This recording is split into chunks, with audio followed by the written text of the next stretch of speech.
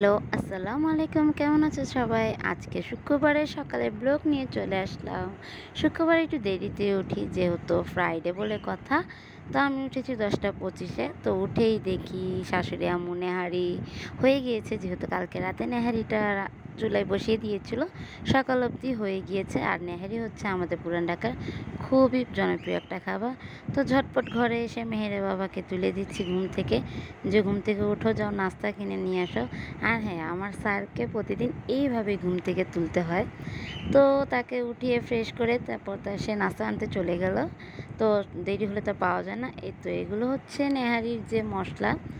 তো মশলাগুলো না দিলে নেহারি আসল মজাটাই লাগে না। অনেকেই মশলাগুলো চিনেও না। তো আমাদের বাসায় আজকে গেস্ট আসছে, ননদের জামাই, তাদের জন্য আজকে স্পেশাল নাস্তা ছিল এগুলো। তো সে নাস্তা নিয়ে অলরেডি চলে আসছে। সে একটু বাহিরে কাজে বের হবে, তার জন্য আর কি সে একটু তাড়াহুড়া করেই খাচ্ছে। এই তো সে একে একে সবগুলো মশলা দিয়ে দিচ্ছে এবং সে খাওয়ার আগে আমাকে খাইয়ে দিবে। এটা প্রতিদিনই হয়। সে সকালে নাস্তা করার আগে আমি যেহেতু সামনে থাকি নাস্তাটা দিই, তা আমাকে আগে খাইয়ে দিবে, তারপর সে নিজে খাবে। আলহামদুলিল্লাহ, এটা আমার খুব ভালো লাগে। আর এই তো হচ্ছে সে এখন আমাকে খাইয়ে দিবে, বলতেছে খাও। আমি বলতেছি না, আমি পরে খাবো, তাও আমাকে জোর করতেছে। তো তার খাওয়া শেষে এখন বের হয়ে গেছে অলমোস্ট তার কাজে। তো এই তো আমি আমার নাস্তাটা নিয়ে বসলাম, মেহমানের নাস্তা দিয়ে আসলাম।